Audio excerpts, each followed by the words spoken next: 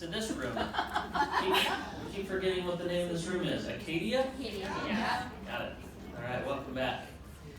We have an awesome consultant here. She's a director from Cole Harbor. Yeah. And she's very excited to be here. Very excited.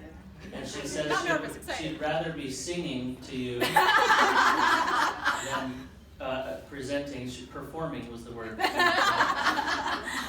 Or performance. We're very lucky to have so many great leaders in this area that we get to hear from and learn from. And we're very grateful for Maylin Bowles for volunteering and for agreeing to come and share her experiences and her wisdom with us. So thank you very much, Maylin. Give her a hand.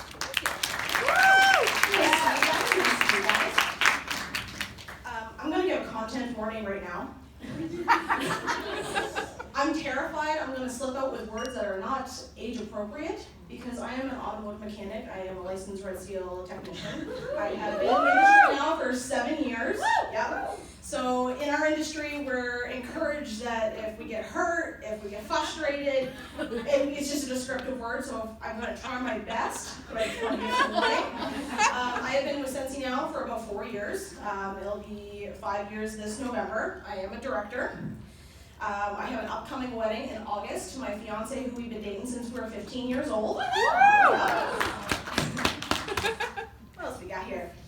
So, when I was about 12 years old, I was having issues with stomach problems. I just felt sick constantly, and my mother, who was a nurse, she took me to the doctor. Doctor sent me to go get a scan done on my belly, and while they did the scan, nothing came up. But the technician who was doing the scan goes, I don't see anything, but there's one problem. And I look at her, and of course that's when the nerves start to set in. And she's like, I hate to tell you this, but you have 2 kidneys. And I hysterically went into a panic attack. And my mother, who again is a nurse, starts laughing hysterically at me. And she's like, Maylin, it's okay. You're supposed to have 2 kidneys. And then the doctor said, I think your daughter has anxiety. And I think that's why she has such bad stomach issues. So off to a therapist I went. So at the therapist, we figured out that I had what was called a high-functioning anxiety.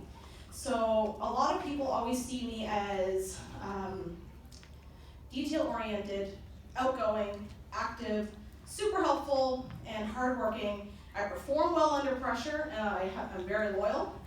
But what they don't see is the opposite side, and that's what I'm suffering with, and that's overthinking, people-pleasing, inability to slow down, trouble saying no, fear of failure, procrastinating or even over-planning, and poor boundaries. And people always think, you have it so together, and I'm sitting there going, nah, no. So I suffer with a lot of things in my own business and my own fears. Everybody has a fear in their own business. Mine, popping the question.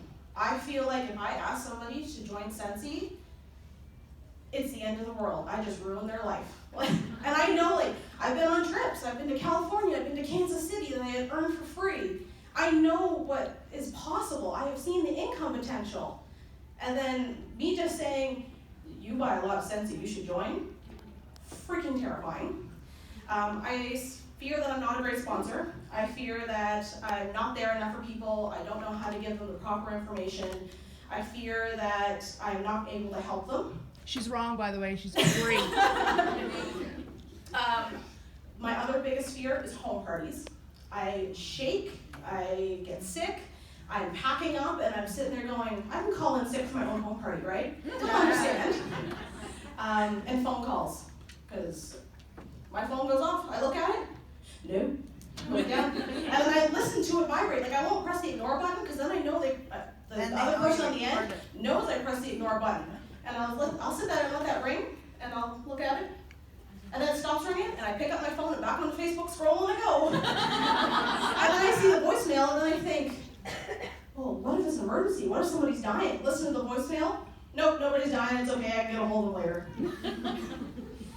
I think my favorite part, though, is other people telling me, just don't worry about it. And I'm like, oh, I didn't realize there was this magical button I can just turn off not to worry, but I'll try that next time, right?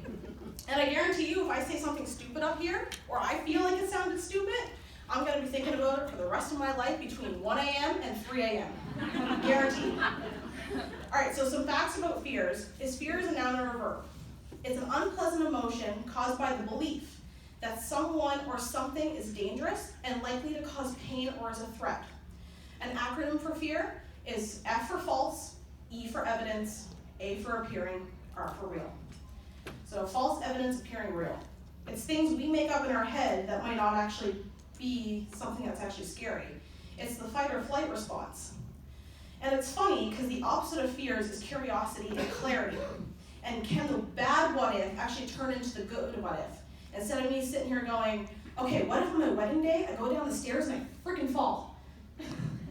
Or it turns into, well, what if I grace like a beautiful swan and I make it down and everything's perfect, right? So why do I always go to the bad part of the fear?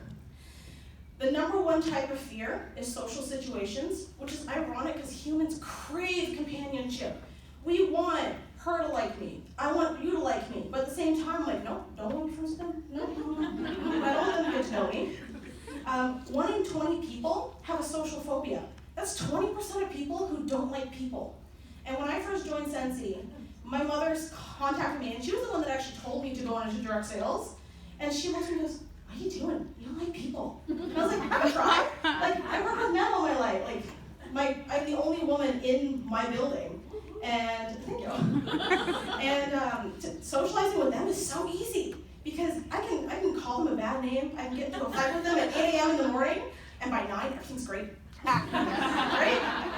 And we're so worried about the judgment of others, but we're sitting there judging ourselves that somebody else is judging us. Like, I'm looking at you, and I'm like, what's she thinking about me? And in her head, she's sitting there going, I wonder if anybody thinks the back of my hair looks funny. Like, she's too busy worrying about other people worrying about her for me to be worried about myself. Like, it's just a constant circle. Going over my notes here. This is my first pause. It's not that bad. And everybody thinks that everybody has their life together, but like I said, we don't. And in our heads, we're just a constant big circle. And you think that somebody looks perfect and is doing so well. They're in their head thinking they're opposite and they're doing absolutely terrible. So you guys all got workstations and workbooks, and I want you guys to flip to page 16, which is like your own personal notes. But there's 3 different bullet points on there, and I want you to write down your own fears. And you don't have to share them with anybody because fears, again, it's your fear. You're terrified of it, you don't have to show anybody. If you're brave enough, you can, but I know if it's me, I'd be like writing it there by myself, keeping it to myself, right?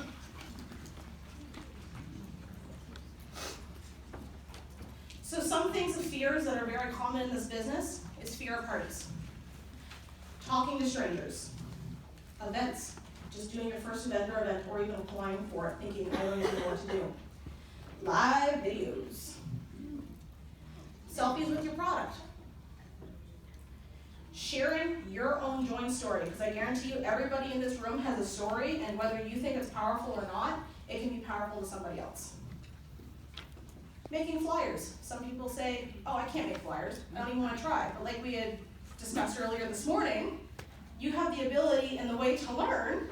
Why not just do it? Even if you just make it for yourself, if you think it looks terrible, send it to somebody. Like, send it to somebody you trust. And if they say, yeah, or they give you constructive criticism, just take it. Like, people aren't telling you constructive criticism for bad things. They're telling you because they want you to develop and become a better self for yourself. Making samples and handing them out. Don't just make them, put them in a basket and go, aren't these pretty? Right? Guilty. And when you hand out the samples, make sure you get the contact information back, because why are you handing out free product to some random stranger who can't get a hold of you later? Because yeah, sure, there's that little tag where you can put your own information on it, but I know I'm busy, and if I have another consultant for another company message me and say, hey, what did you think of that sample? I'm like, oh, I tried it, it's fantastic, thank you for messaging me, I wanted to order some, because my life's busy, everybody's lives are busy, and you sending a quick little message saying, hey, you know, it's not that big of a bug, and most people are either going to read it and ignore it, which that's still not going to kill you, or they're going to continue on, or they're going to say, yeah, I want to place an order, and now all that work you just did in making those samples for 3 hours, it's actually worthwhile. What else we got? attending team events. A lot of us do and put on our own team events, and you guys getting weird looks. And I know how scary it is, especially if you don't know a lot of people in your team. You just joined, your sponsors in PEI, but your directors in Nova Scotia. You're terrified of meeting new people, but those are the people that can rise you up. They can help you get better. They can give you tips and tricks, and again, it's just constructive criticism. It's not anything bad against yourself. It's just to help you get farther than you are and get you out of that comfort zone. Because some person might be great at live videos, and another person might be great at phone calls, and they can swap and challenge each other, right? Okay. So there's different ways we deal with fears. So first way is fearing up. That's when you seize up, full panic attack, can't breathe, can't move. For me, when I got proposed to by my fiance, this was 2 years ago, and at this point we were dating for over 10 years. It was Valentine's Day, and he was trying to coax me into making dinner, and I'm like, it is 4:30 in the afternoon, we eat late. I'm like, why do you want dinner? And I was in school at this point for apprenticeship. This is like my final block. I'm writing my Red Seal in 2 weeks. My brain's everywhere. So he's in his pocket, he's fiddling with his pocket, right? And me being me, I'm like, what's in your pocket? So I actually go up to him, I put my hands in his pocket, and I feel a box. And I goes, is that a ring? And his response was, no, rings are circles, that's a square. And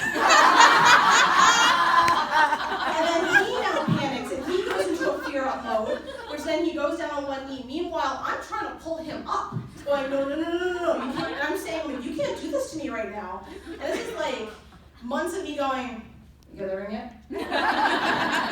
Next family event? How do I know? Right?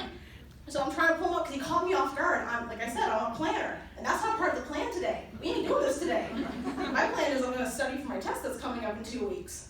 So he gets down on one knee, he asks the question, and this is me.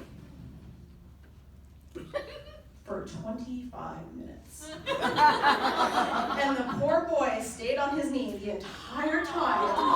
And then he goes, babe, I kind of need an answer. My knees are getting sore. And I look, and that's when I seen the clock had struck 25 minutes. I'm like, I waited 10 years, you gotta give me a minute. And then he says to me, well, I've already asked your father. And my father is a very, not cuddling man. He's more of a, hey chimp kind of guy, which that's just how we always grew up. That's nothing wrong to me. And I'm like, you asked my father? Why? He's like, well, it's proper, and your dad really liked it. And then more panic set in. Oh God, my mother knows. He's like, no. He's like, I just went to your dad's work. I was like, oh no. You left that parking lot, and he called her. He's like, she knows. I was like, oh, I have to say yes. But I survived, and now we've been engaged for 2 years, and our wedding is upcoming August at one point. Woo! Another reaction we have is tearing up, and that's when everything becomes so overwhelming, and you just want to cry, and you just want to sit in a corner and just let your emotions take over. I'm an angry crier, so if somebody pisses me off and gets me going, I start bawling my eyes out. I'm like, I don't like you. You're not even real. Or it's gear up. Gear up means you just face the fear, you take it on, you give yourself a challenge, and you just go. So ways to cope for tear up. It's okay to cry. Crying has soothing effects, relieves pain, releases toxins, relieves stress, and aids in sleep. It's okay to have your moment, but more importantly, you gotta remember to get back up, smooth your hair down, and be the god or goddess that you are, okay? For fear up, I like to do the 1, 2, 3 launch method, because if I don't face the fear immediately, I ain't doing it.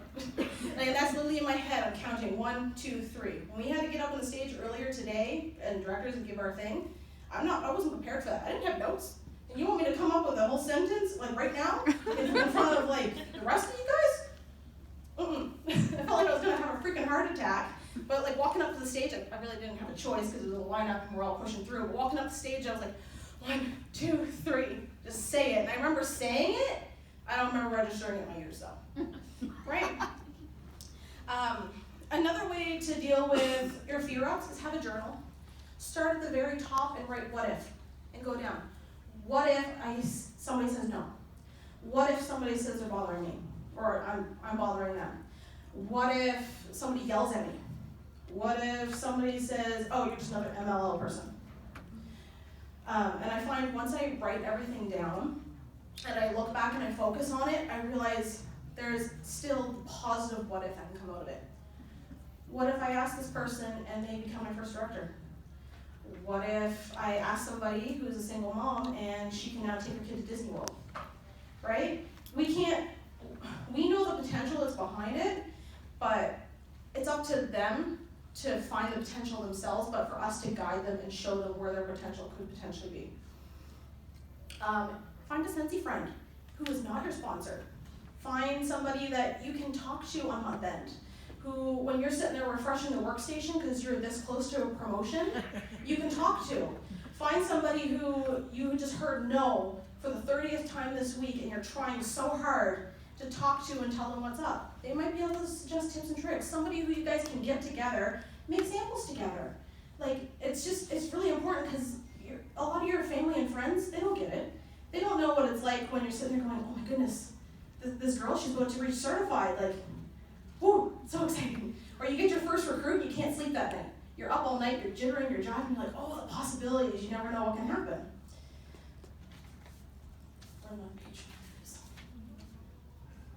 All right, so those 3 fears I got you to just write down. I want you to go through them, and I want you to write how you react to them. I want you to write if you tear up, if you fear up, or if you gear up with them.